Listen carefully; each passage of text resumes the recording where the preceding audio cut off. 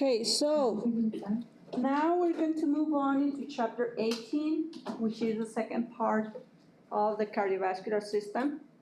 We're going to look into blood vessels. So as an introduction, blood vessels form part of the vasculature. That's the name for the number of blood vessels that we have in our body. And function of this vasculature will be to deliver oxygen, nutrients, water, and carry away wastes like CO2. And also pick up excess of water that was deposited into the cells. So if you put your blood vessels side to side and you extend them, more or less the adult body will have 60,000 miles of blood vessels. So that's a lot. And why is this? Well, because our cells, we have between 30 to 400 trillion cells, require a lot of oxygen and nutrients. And function of the vasculature is to regulate blood flow to the tissues. Some tissues, they require more oxygen and nutrients than others. For instance, our brain per gram requires more oxygen and nutrients than any other tissue. So this is called perfusion, the amount of blood supply that these tissues receive. And then another function is to control the blood pressure. The tiniest blood vessels that we have will be the capillaries. They derive from the arterioles. And the arterioles will have, as you will see in a bit, a layer of muscle cells that helps to control the blood pressure more than any other type of blood vessels. And then they have hormones. They secrete a variety of chemicals that helps as well to control the perfusion. So now, part of these blood vessels, the vasculature will be subdivided into arteries and into veins. So arteries will be the distribution system.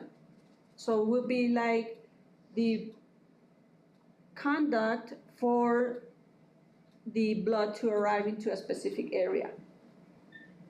So this will travel away from the heart, the arteries.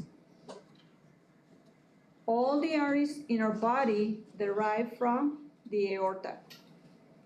And then these will progressively, as they move away from the heart, change in size. So the arteries, as they're closer to the heart, they will be bigger. As they are away from the heart, they will become smaller. And ultimately, the ones that drives the oxygen into the cells will be part of the systemic circuit, while the ones that deliver the CO2-rich blood or the deoxygenated blood will deliver the blood into the lungs, and this is part of the pulmonary circuit. So, with the exception of the arteries from the pulmonary circuit, the rest of the arteries in our body carry oxygen-rich blood. And now veins will be the ones that bring back the blood into our heart. Now, the smallest branches of the arteries will be the capillaries. And we have different types of capillaries depending on how much blood or nutrients, well, not blood, but depending on how much nutrients or what do you have to bring into the circulatory system, it is whether these capillaries have big pores in them, they don't have pores at all, or they have intermediate size pores. So we will see that classification later on. Now the capillaries are the exchange system because they deliver nutrients, oxygen, and water to the cells while they pick up wastes and water back. So they exchange. And they form branching networks that we call capillary beds. And within these capillary beds is where the exchange takes place. So the veins will be the collecting system of the vasculature. So delivery system will be arteries, exchange system will be capillaries, and collecting system will be the veins. So the veins will pick up the blood from the capillary veins and return it to the heart. And they merge the capillaries to form the small veins, and the small veins, they merge to form medium-sized veins. Medium-sized veins merge to form large-sized veins. And these large-sized veins will deliver the blood into the heart, specifically into the right atrium for the systemic circuit, and then into the left atrium for the pulmonary circuit. Pulmonary circuit returns oxygenated blood into the left atrium, while the systemic circuit returns the blood into the right atrium, and that blood will be deoxygenated. Pulmonary veins drains the blood into the left atrium, and then the inferior and superior vena cava plus the coronary sinus drains the blood into the right atrium. So, walls of the blood vessels. Large blood vessels are tubular organs with tunics or layers.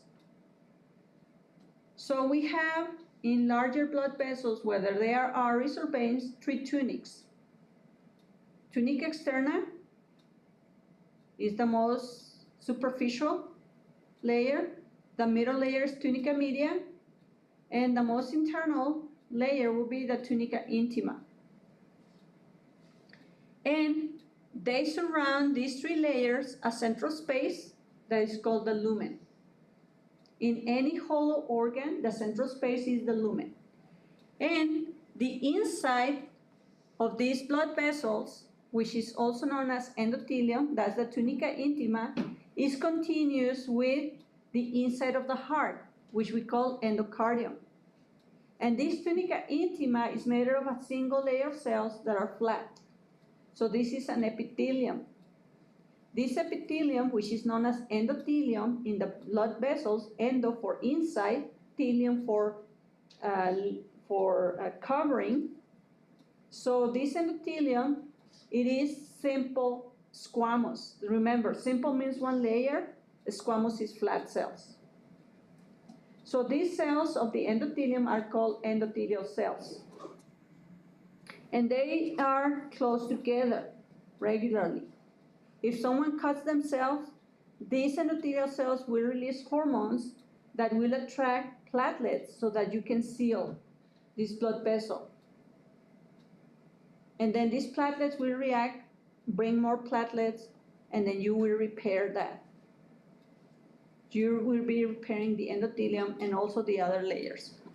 So outside of this endothelium, we have an elastic lamina in the arteries.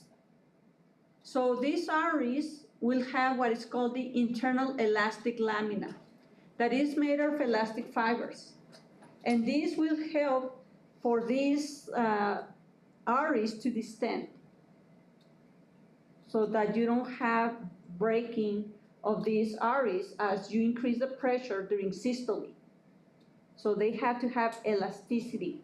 They can distend. Now, some of the chemicals that these blood vessels that they can release will be nitric oxide, which basically dilates the blood vessels, but also you can have these enzymes that helps in the processes that happens in this area, and then you will have collagen fibers and clotting factors that sometimes are necessary to seal these blood vessels when they are ruptured. Now, for these elastic fibers, the property of stretching is known as distensibility. And Elasticity is the ability to recoil. So you stretch these blood vessels or distend them during systole, and they recoil during diastole.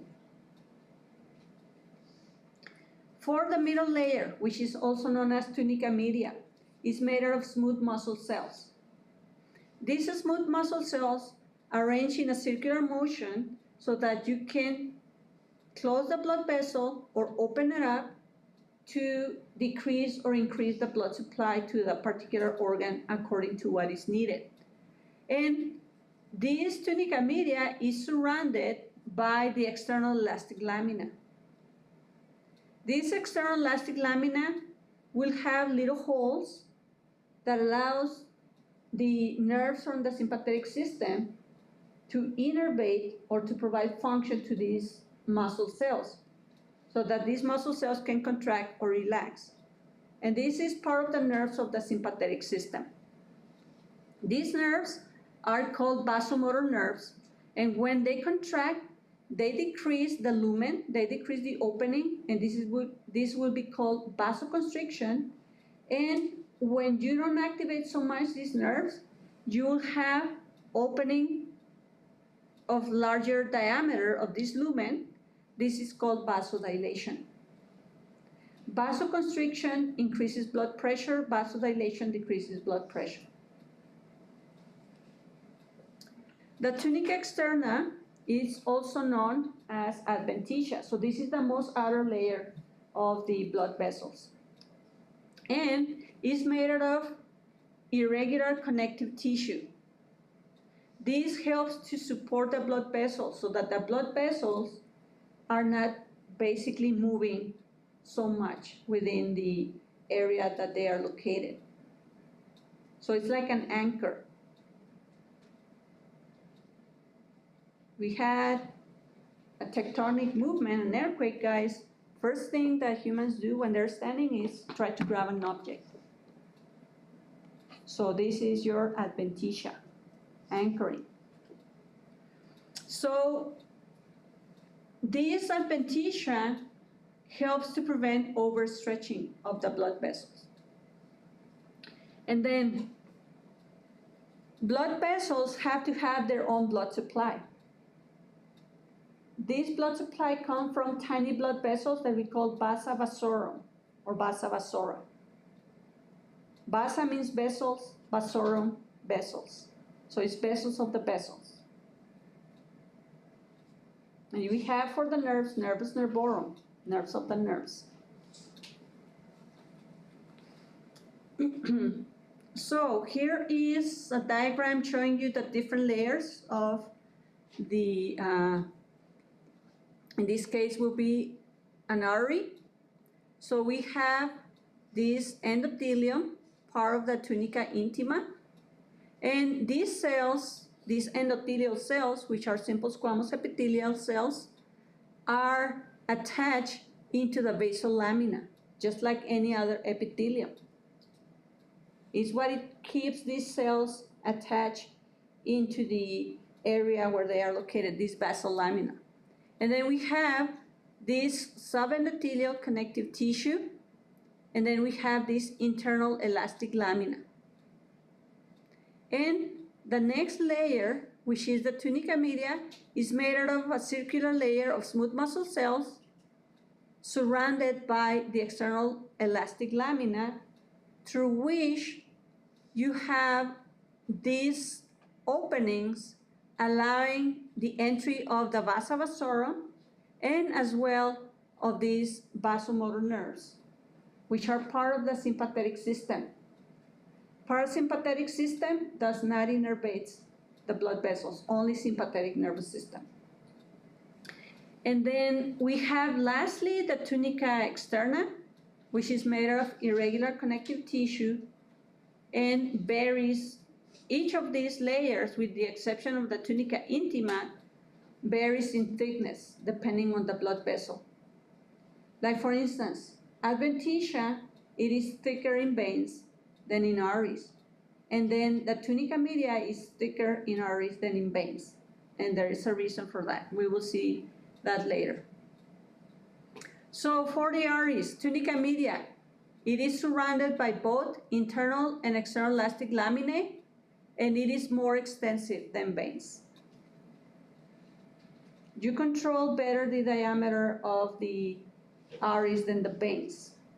Why? Because you have a lot of changes in blood pressure. During systole, blood pressure goes up. During diastole, it goes down. 120 in systole, normally, and 80 in diastole. And we have three types of arteries. We have elastic or conducting. These are major arteries, like the aorta, and the branches, like the renal arteries, that has a lot of elastic lamina. Why? Because they have to, again, tolerate or resist these changes in blood pressure. The blood pressure in arteries is so high that they have to be so elastic. And then they have between 40 to 70 sheets of elastic fibers.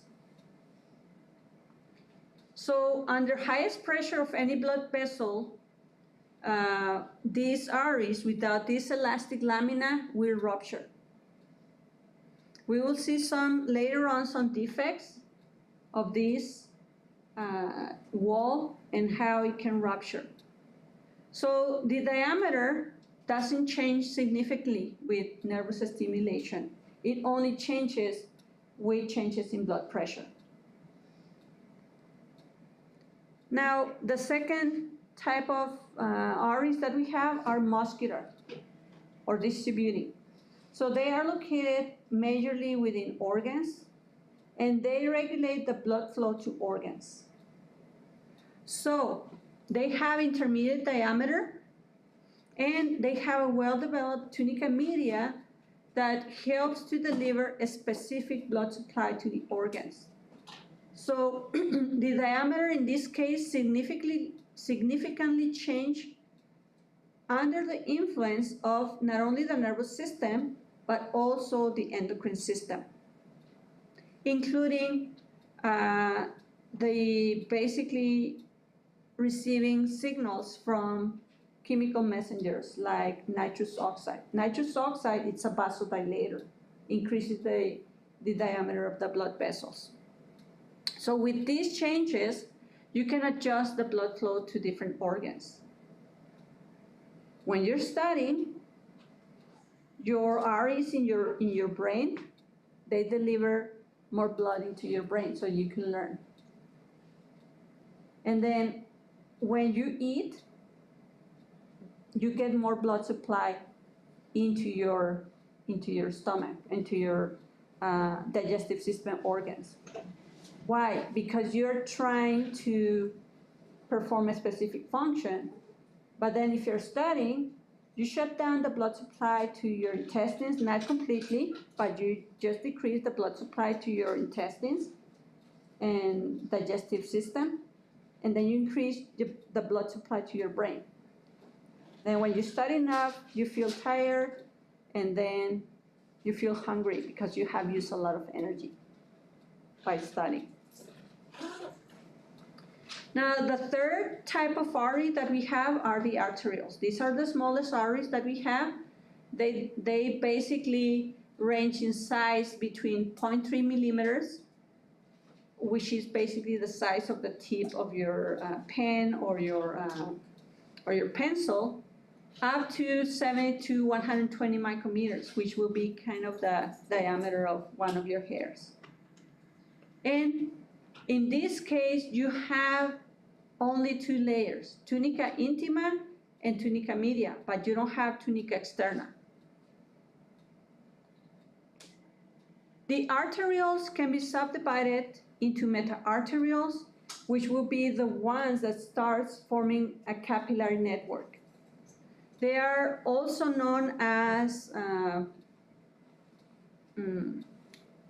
thorough channels, because sometimes these meta-arterioles can form a bridge between the smallest arteries, which are the arterioles, and the veins. If someone has bleeding and it's massive bleeding, you don't want to have blood supply to organs that are not essential, like the digestive system. In this case, you will close these other capillaries in the capillary beds, and then you basically send directly the blood from the arterioles into the venules so that you have blood going into the circulatory system, pumping the blood now into the organs that are essential, like the brain, the heart, the kidneys. So these metaarterioles feed capillary beds with a precapillary sphincter. What is the precapillary sphincter? Well, it's a tiny circular layer of blood vessels at the beginning of the capillaries so that you can control how much blood supply you have into these capillary beds. So these precapillary sphincters respond to hormones and local tissue conditions, including levels of oxygen and CO2. And then we have within the walls of blood vessels, especially in the kidneys, in the carotid arteries, and in the aorta, we have in the arch, we have photoreceptors. If you remember from AMP1, photoreceptors are sensors that detect changes in blood pressure. So when your blood pressure goes down, these photoreceptors fire more action potentials so that you can increase the blood pressure. And when you normalize that blood pressure, the action potentials get reduced in number. And then we also have chemoreceptors that detect the levels of oxygen, especially in the kidneys.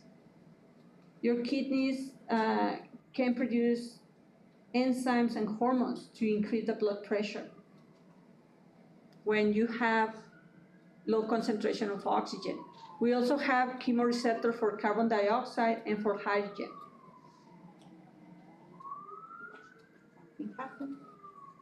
Outside. Okay, now for veins. So veins outnumber arteries. They have a thinner wall than the arteries. They have fewer elastic fibers, and they have less smooth muscle, which accounts for, as a whole, that the wall is thinner in veins than arteries. That's one way to distinguish arteries from veins when you are dissecting an organ. And they are blood reservoirs or capacitant vessels. They can hold up to 70% of the total blood volume.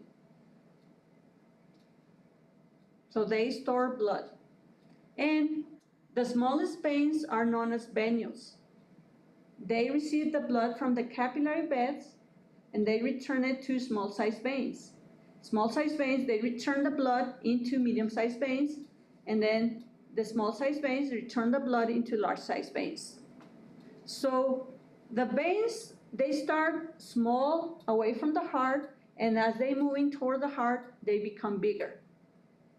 And in some veins, we have extensions internally that are called the venous valves. Similarly as to the semilunar valves, they hold blood as the blood goes up and then goes down by gravity, and that closes the lowest valves, and then with the muscle contraction of our calf muscles and our thigh muscles, these valves push the blood up against gravity. So these are extensions of the tunica media, and they are found in the legs. So here is a comparison between the walls of arteries and veins.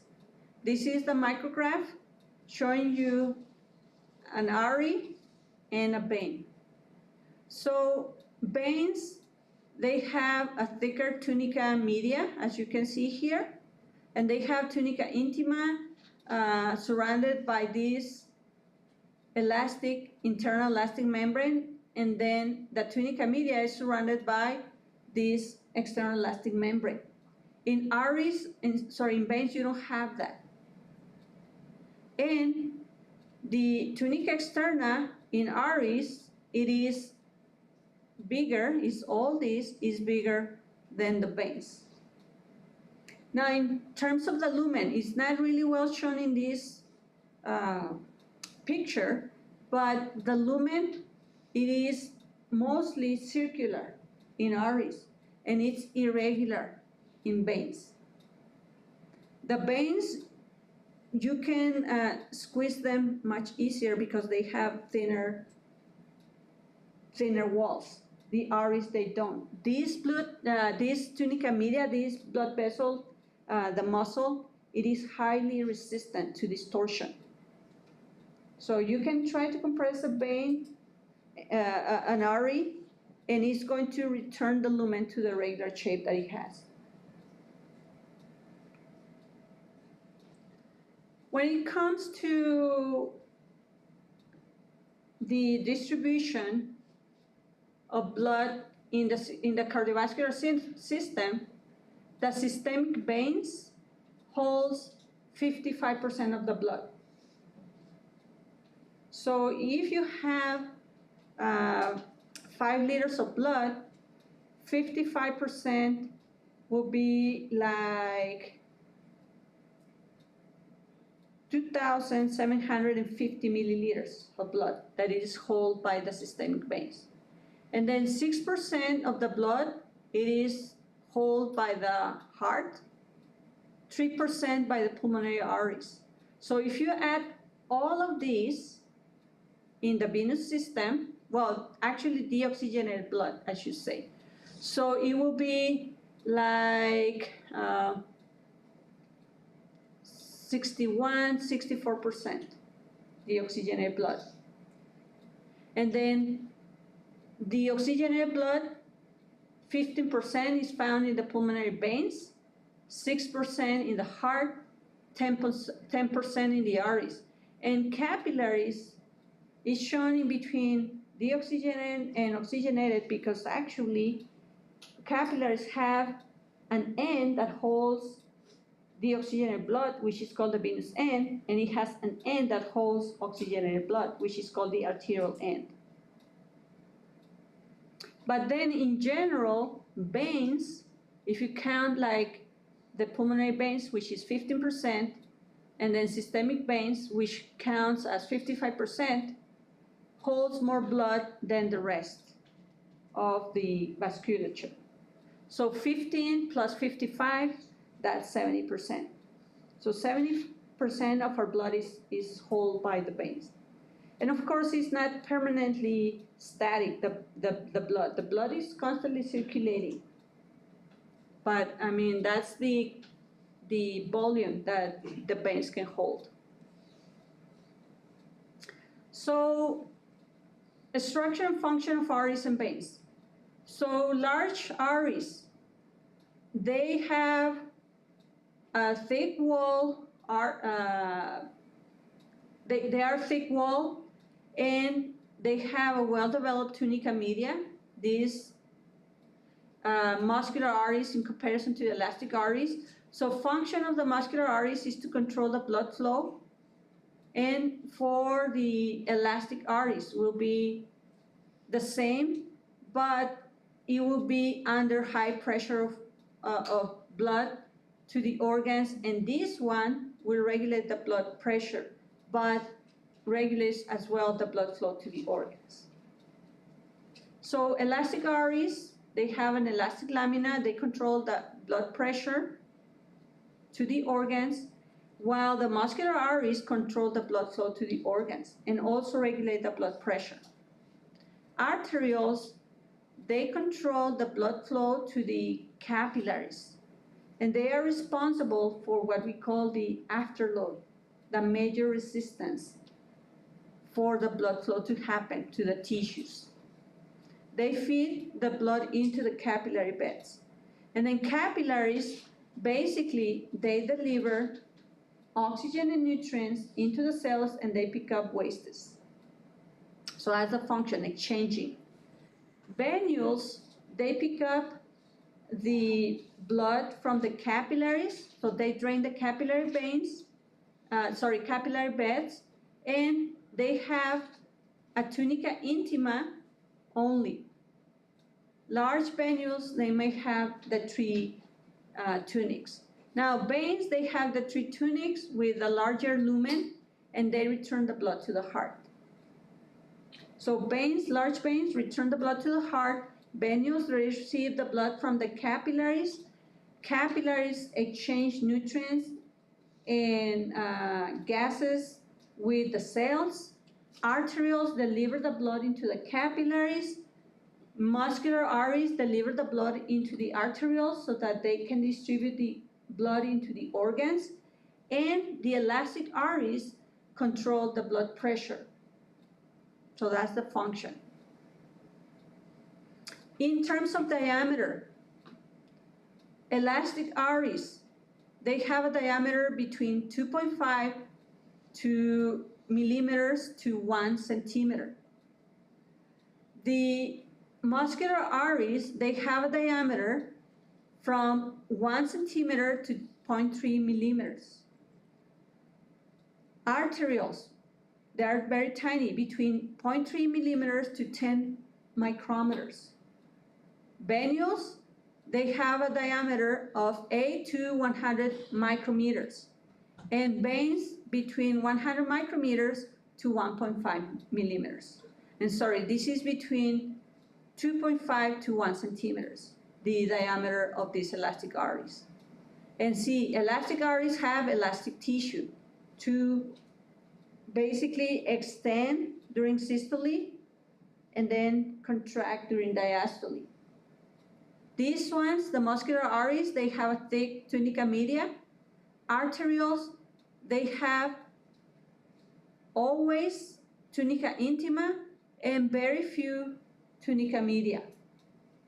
And venules, they have the small venules, they have the tunica intima and part of these smooth muscle cells, but the larger venules, they can have the 3 layers. And large veins, medium-sized veins, small veins, they have the 3 layers. The closer that they get to the heart, the thicker that the adventitia becomes, the external layer, because they hold more blood, like the superior and inferior vena cava, so they need to have a stronger anchor. That's why they have a stronger or thicker tunica externa, the larger veins. So now let's look at the different arteries, the major systemic arteries, and then we look at the major systemic veins, and then we will see their location in the body. Because in the next lab, you will be naming arteries and veins. So, major systemic arteries, we have the aorta. This is the largest artery, and we have 4 subdivisions. The first part of the aorta is the one that goes up, the ascending. It's very small. And then the second smallest part of the aorta will make an arch. So this will be the aortic arch. Out of this one, you will have major blood vessels that goes into the neck and into the arms.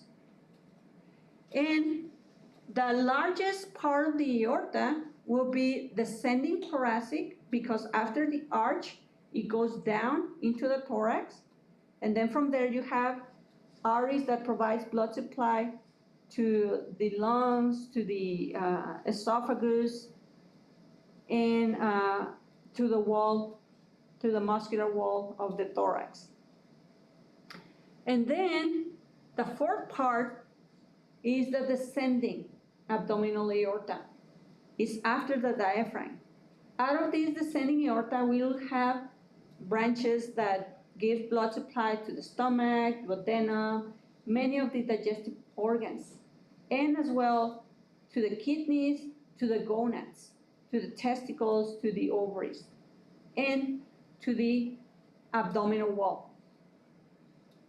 So those are major branches of the aorta. Location of the aorta in the mediastinum, the space between the lungs, and is located on the posterior wall on the left side to the vertebral column. Branches of the aorta provide blood supply to all the structures in our body. Now, a branch of the aortic arch, the first branch, is the brachiocephalic. Brachio means arm, cephalic, head. So this brachiocephalic artery is going to provide blood supply to structures in the head and also in the arm. So this is located on the right side of the mediastinum and is going to provide blood supply to the right side of the upper body. That's the brachiocephalic artery. Now, the next is going to be the common carotid arteries. They run here on the sides of the trachea, the left and the right. The left is the second branch of the aortic arch. The right arises from the brachiocephalic, the right brachiocephalic artery. And they provide blood supply to the head, the neck, and into the brain. This common carotid is going to subdivide at the level of the mandibular angle into internal to go and provide blood supply to the brain, and to external to provide blood supply to the scalp and the face as well, to its many branches. So these common carotid arteries are very important. Now, the subclavian arteries are called subclavian because they run underneath the clavicle. Clavus for clavicle, this bone that we have here. So the right subclavian is a branch of the brachiocephalic artery together with the right common carotid. And the left subclavian is the third branch of the aortic arch. So the left brachiocephalic is the first branch of the aortic arch. The left carotid is the second branch of the aortic arch, and the left subclavian is the other branch, the third branch of the aortic arch. Now, this artery provides blood supply to the thorax and the upper limb. So as long as it's in here, this area is going to be called subclavian. And once it reaches the armpit, now it's going to change its name into axillary. And then the axillary will become brachial in the arm, and it's going to give different branches in the arm. And then here, below the elbow, is going to become ulnar and radial. So it's the same artery, but as he's running into the different areas of our body, it's going to change its name. And mostly, it's going to pick up the name from the area where it's located or from the organ that it's going to provide blood supply to.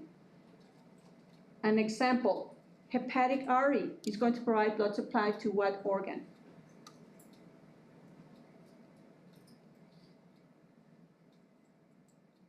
To the liver. Okay? So, now, those are the subclavians. Now, the external carotid artery is the superficial branch of the common carotid. It runs superficial and is going to provide blood supply to structures in the face, the neck, and the superficial head, the scalp. Internal carotid is the deep branch of the common carotid. Is going to go into the brain using the carotid canal from the temporal bone. And then in there, inside the brain, is going to give branch into the medial and anterior cerebral arteries that are going to provide blood supply to all of these structures from the brain, like the temporal lobe, parietal lobes, the frontal lobe, everything that is medial or kind of within this area and anterior. So As well, it's going to give some branches that go into the orbit so that you can have blood supply to this area. Now, vertebral arteries are branches of the subclavian. And we have the right and the left vertebral arteries that at the level of the pons merge and form a single artery that runs in the middle of the pons, and this artery is going to be called basilar. Basilar for base. So this one is going to run in the base of the brain, and it's going to provide blood supply to the posterior part of our brain, the occipital lobes. And together with the branches of the internal carotid, which is the anterior and middle cerebral artery, and the posterior cerebral artery of the basilar, are going to form a circuit, like a roundabout structure of arteries that are going to provide blood supply to all the different parts of our brain. This is called the circuit of Willis or polygon of Willis. They all run around the pituitary gland, and they give branches that are called communicating branches that basically connects, forming a network in the base of the brain. So those are the vertebral arteries. Now, if you remember, they run in the interventricular foramina of the cervical vertebrae. And now, celiac trunk. Celiac trunk, it is a large artery that is just located below the diaphragm. And is one of the branches of the abdominal aorta that is located anteriorly. We have three branches of the aorta, the abdominal aorta that runs anteriorly or to the front. Celiac trunk, superior mesenteric, and inferior mesenteric. And anytime that you hear the word trunk in vascular physiology, that means that it's a large artery that is going to bifurcate or split. So in this case, this one is going to be providing blood supply to, for instance, the liver, the pancreas, the spleen, part of the stomach, and the duodenum with these different branches. And it's just found inferior to the diaphragm. That's the celiac trunk. Now, the common hepatic artery is going to be a branch of the celiac trunk that splits into the right gastric artery. The stomach, it has an artery that is called gastric, and it's going to be right and left. The right is branch of the common hepatic artery, and another branch of the common hepatic artery is going to be the gastroduodenum, which is also going to provide blood supply to the stomach together with the right gastric, and is going to provide blood supply to the duodenum, which is a little C-shaped structure that continues from the stomach. So out of this common hepatic, we will have the hepatic artery proper, that is actually the artery that is going to provide blood supply to the liver. So, common hepatic is branch of the celiac trunk. Indirectly, the celiac trunk with the common hepatic is going to provide blood supply to the liver with the hepatic proper artery. It's going to provide blood supply to the stomach with the right gastric and the gastroduodenal, and it's going to provide blood supply as well to the duodenum. And then this is located on the right side of the celiac trunk, this branch. And these are the organs that it provides blood supply, including the pancreas, which is located posterior to the stomach. Left gastric, it's a branch of the celiac trunk. So this one runs on the left side of the stomach, that's why it's called left gastric, and is going to provide only blood supply to the stomach. The splenic is the third branch of the celiac trunk.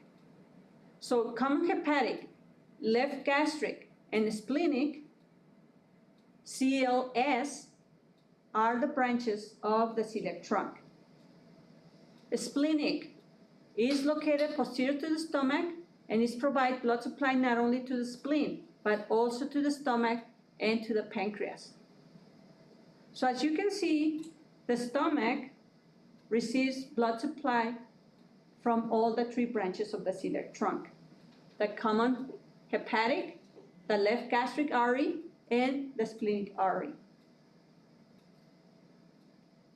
Now, superior mesenteric is the second anterior branch of the abdominal aorta. It runs anteriorly. And this one is going to provide blood supply to the small intestine and most of the large intestine.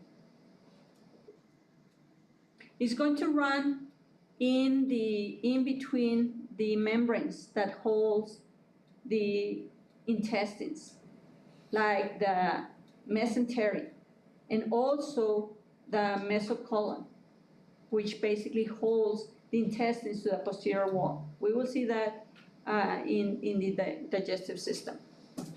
So this is largely impaired and provides blood supply to the small intestine and the large intestines, basically 2/3 of the large intestine. Now, the next anterior branch of the aorta, it is the inferior mesenteric. So it runs also anteriorly, is the most inferior of the anterior branches, and this one, it is fanning inside the mesocolon to provide the blood supply to the rest of the large intestine. Now, the renal arteries runs laterally, and they provide blood supply to the kidneys. They are approximately the fifth and the sixth branches of the descending aorta. And they travel into the kidneys, providing blood supply into the kidneys. Now, the axillary artery is a continuation of the subclavian, as I told you, and provides blood supply to the shoulder muscles, to the shoulder joint. And now, after runs down in the arm, the axillary artery, it will become the brachial. It's going to provide blood supply to the arm structures. And then in the left, well, not in the left, in the lateral side of the forearm, the brachial will become radial. And it's going to provide blood supply to the lateral forearm and also to the hand through the superficial and deep arches of the palm. It's called palmar arches. The ulnar is going to be located medially in the forearm and is the terminal branch of the brachial artery. It's going to provide, just as the radial, blood supply to the forearm structures and also to the hand with the deep and superficial arterial arches. Now, the aorta is going to split in the iliac region into the left and right common iliac arteries. And these common iliac arteries are going to provide the blood supply to the structures in the pelvic area, including urinary bladder, ovaries,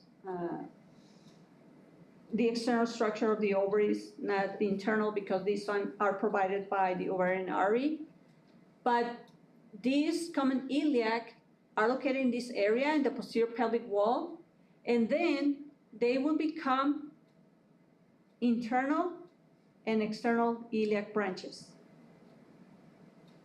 External branches of any trunk or any common artery, they run superficial, while the internal runs deep.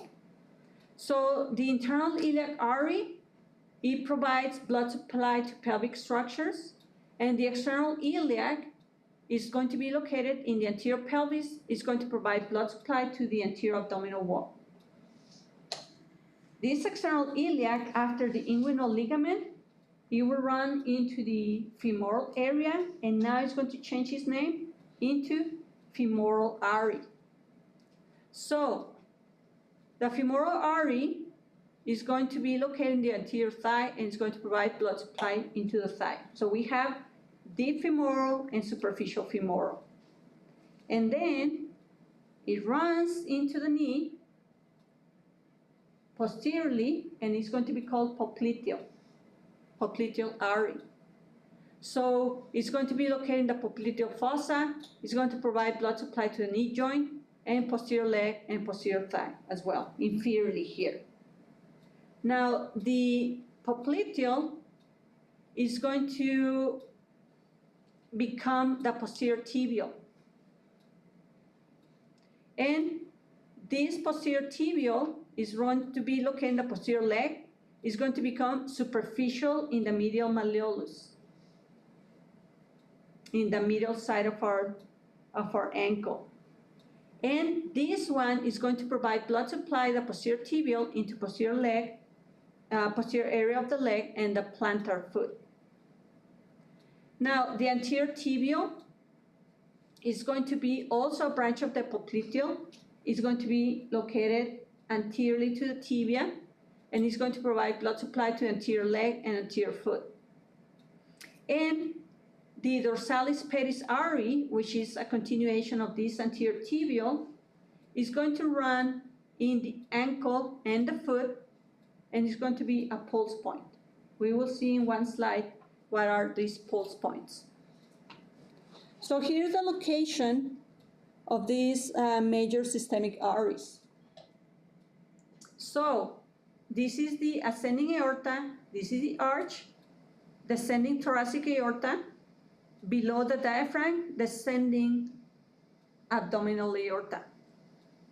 Now, here we have the brachiocephalic, which is going to become common carotid artery, and is going to become subclavian. This subclavian in the armpit is going to change its name to axillary. Below the armpit, brachial. And then in here, in the forearm, on the lateral side, is going to become radial. And then in the middle side, ulnar. And now we have here the left common carotid. That just as the right common carotid is going to split into superficial, this one, giving the different branches, the external carotid, and then it's going to become internal to provide blood supply to the brain. We will see later on these branches. Now, here we have this left subclavian artery that just as the right, it will become axillary, brachial, ulnar, and radial. And then you have here the deep and superficial arches of the palm out of these two branches, the ulnar and the radial. Now, below the diaphragm, this abdominal aorta anteriorly is going to become the celiac trunk and its branches, like the common hepatic artery, like the left gastric and the splenic. And then you have the second anterior branch, which is going to be called the superior mesenteric, providing blood supply to the small intestines and to the majority of the large intestine. And then below that, you will have the inferior mesenteric that provides blood supply to the rest of the large intestine. And then laterally, we have the renal arteries. But above these ones, we're going to have the diaphragmatic, inferior diaphragmatic. Above these ones, in the superior part of the diaphragm, we also have superior diaphragmatic that provides blood supply to the diaphragm. And sometimes branches of the renal, we will have the suprarenal that provides blood supply to the gland that is above the kidneys, which is the adrenal glands. And at this level, this aorta will split into the left and right common iliacs. Now, we have as well some lateral branches just as the renals that are called gonadals. It will provide blood to the testicles, in this case will be testicular, or it can provide blood supply to the ovaries, in this case will be ovarian. So those are lateral branches of the abdominal aorta, and then the aorta splits into the right and left common iliacs, and this common iliac will become internal, that runs posteriorly, and if it runs anteriorly, it's going to be called external. That external below this inguinal ligament will become femoral, and you have deep, and then you have superficial. And then this deep femoral will become popliteal, and this popliteal become anterior tibial if it runs anterior to the tibia, and posterior tibial if it runs posterior to the tibia. And then becomes dorsalis pedis, which is part of the pulse point in the ankle, and then they become the plantar arches to provide blood supply to the feet. And here are the common pulse points. So superficial here on the sides of the temple, we have the temporal pulse. This is the temporal artery. And then in the neck, the common carotid, it is the pulse point. In the antecubital area, we have the brachial pulse for the brachial artery. And then on the side of the arm, we have the radial pulse point and then the ulnar pulse point. That much easier to use is the radial pulse point. And then femoral pulse point here in the inguinal area. This one, this specific area, it can be used to detect the pulsation of the femoral artery, to introduce a needle, to extract a blood sample, arterial blood sample, to study blood gases, to see if someone has acidosis or alkalosis. We will see later on what is that. And then in the posterior fossa of our knee, which is called the popliteal fossa, we have the popliteal pulse from the popliteal artery, and medially in the ankle will be the dorsalis pedis pulse, and then inferiorly next to your heel, you have the posterior tibial pulse. So now something that can happen with these blood vessels is that they can get occluded or obstructed with plaque. And this plaque majorly is made of lipids, cholesterol, and calcium salts. As well, they can have some cells like white blood cells, red blood cells, and they accumulate in the lumen. So this is a reduced lumen with plaques, and this can affect how much blood supply an organ can have. As we grow old, we accumulate normally plaque inside our arteries, and depending on where is this obstruction can be the consequences. Sometimes you can have obstruction to the coronary arteries. You can have an angina, which is pain in the precordial area of different intensity and presentation, or sometimes can be, for instance, here in the carotids, especially in the internal, and then the person will have less blood supply to the brain, and the person can faint or can start forgetting things. That's part of the process of aging. So sometimes you can have complications. You might not have a completely obstructed artery with plaque, but if you form a blood clot, and part of this blood clot detaches and migrates to an area where you have a narrowing artery because you have this plaque, this is an embolus, a migrating blood clot, you can totally obstruct this artery. And then you can have myocardial infarction or a stroke if it's one of these arteries in the brain. Okay? So treatment includes dietary modifications like reducing lipid-rich or fat-rich foods, increased physical activity, agents that lower cholesterol, like what we call the statin drugs, cessation of smoking, and management of high blood pressure and high glucose levels in the case of diabetics. And surgery, when possible. People can get the obstructed arteries with surgery.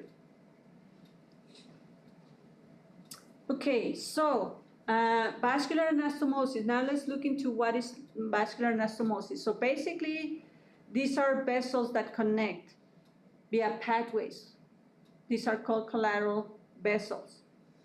So we can have arterial anastomosis, that you have connections between these blood vessels, like in the case of the circle of Willis. And you can have anastomosis around joints to provide blood supply to that joint. And then sometimes you can form blood vessels. These blood vessels in certain organs that suffers from lack of oxygen, this is called angiogenesis. Like sometimes some people might have myocardial infarction, they perform a surgery, and they can see some ingrowth of blood vessels around. You can have venous anastomosis, in which veins, they form web-like connections, and arteriovenous anastomosis. This happens to drain oxygenated blood, deoxygenated blood rapidly into arteries to increase blood supply during times of emergency. So you bypass some organs.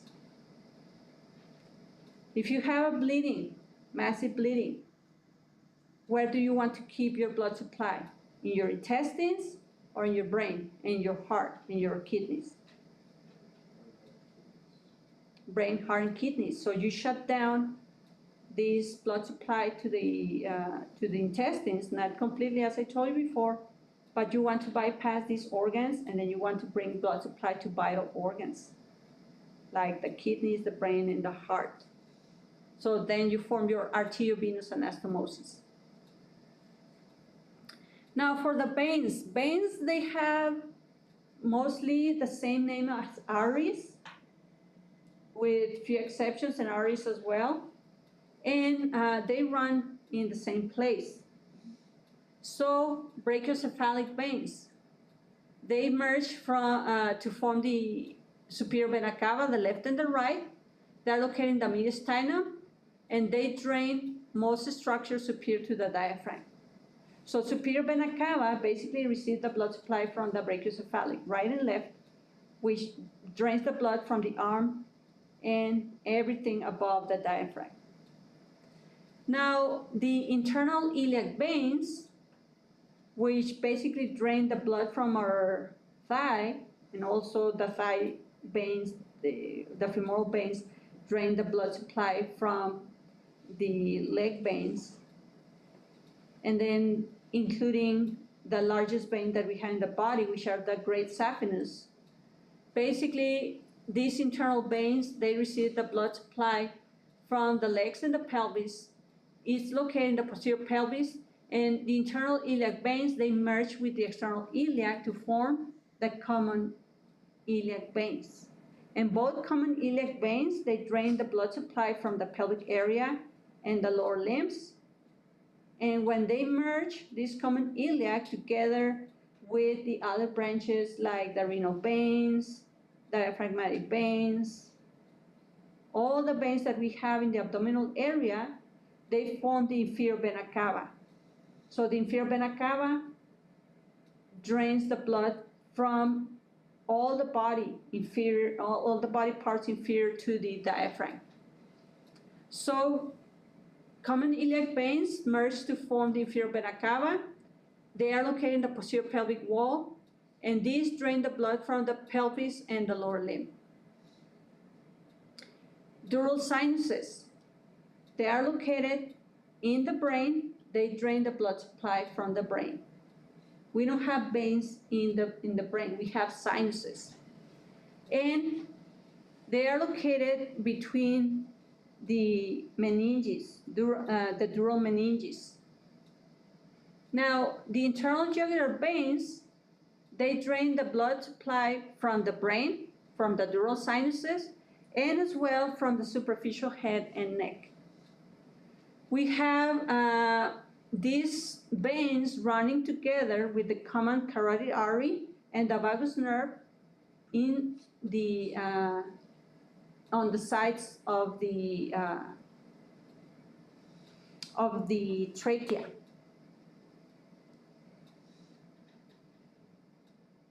Most veins, they have low blood pressure,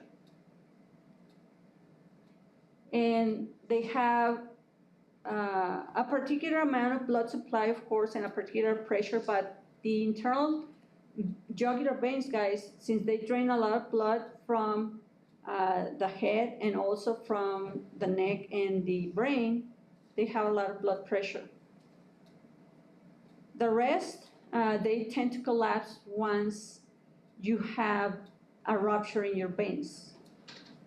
So if someone cuts their veins from the wrist, they collapse and you don't bleed as much. But if you slash your neck with a knife, if someone does that, then either will hit the carotid, which has a lot of blood supply, and it will bleed to death, or you can slash the internal jugular, and it will bleed to death, or you can slash the vagus nerve, and it will paralyze the heart. So, kind of the lottery there. If someone has damage to this area, good luck. Now, external jugular veins, they drain the blood into the subclavian veins, and they run the blood from the superficial neck, and also from the superficial area of our face. Vertebral veins, they drain into the subclavian veins. They pass through the vertebral foramina, just as the vertebral arteries, and then drain the posterior neck. Subclavian veins, they merge into the internal jugular veins to form the brachiocephalic. So, internal jugular merge with the subclavian to form the brachiocephalic. And these two brachiocephalics, the right and the left, merge to form the superior vena cava. So they are located, the subclavian veins, deep to the clavicle, and they drain the blood from the upper limb and also from the thorax. Azygos veins are located deep in the thorax. We have different names for this system. They are large and paired, and they are found on the right side of the posterior thorax, and they drain the posterior thoracic wall on the right side. And also, they drain the blood coming from the esophagus and from the lungs. So that's the azygos veins. The other ones, which are part of the azygos system, are the hemiazygos accessory and the hemiazygos veins.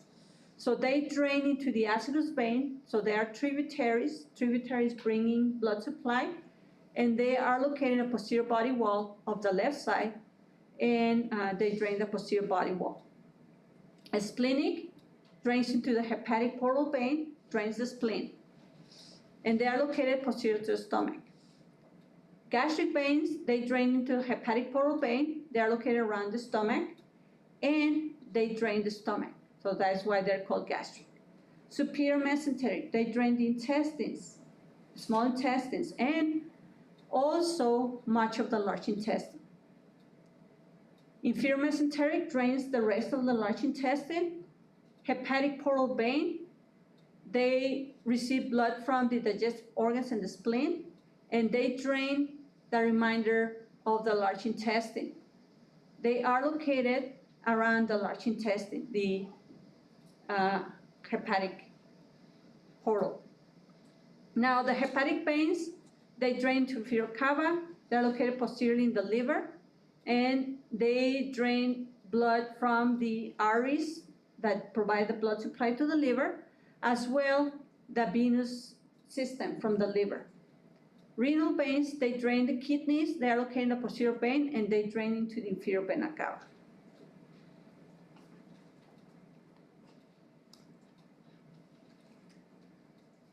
I'm going to just cover this slide and then we will see the veins in the lab.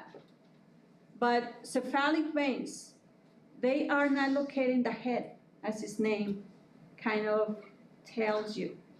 It was a mistake whenever they were spelling a word and they end up with cephalic. Cephalic veins are superficial in the forearm and also in the arm.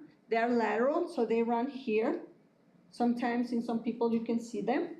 And they drain the lateral structures of the upper limb, superficial structures, and they drain into the axillary together with these basilic veins. The basilic veins are located here in the medial forearm and arm, and they drain the superficial structures of the upper limb medially.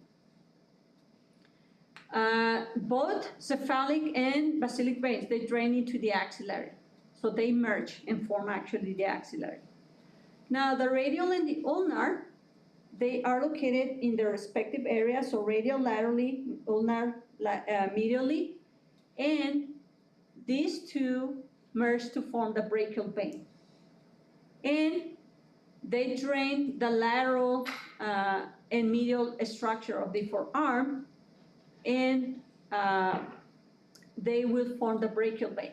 The brachial vein is located in the anterior arm and drains the arm. Axillary veins is a continuation of the brachial, drain structures of the shoulder and part of the arm. Great saphenous is the longest vein. It runs from the medial side of the ankle up to the groin. From this one, people get the bypass to help when someone has a myocardial infarction. So this is a superficial vein of the lower limb, drains the medial lower limb, and then we have the small saphenous that runs below the knee.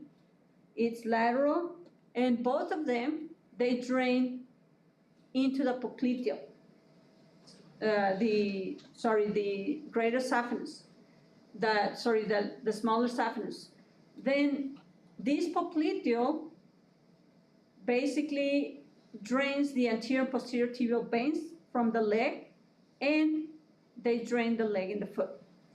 Popliteal veins, they are located in the popliteal fossa. They drain the knee, leg, and thigh, and they drain into the femoral. The femoral runs in the anterior thigh, and it will drain the thigh. And both femorals, the veins, they form the external iliac. External iliac merges to the internal iliac veins, and they form the common iliac. And that's what we will cover tomorrow in the lab as well.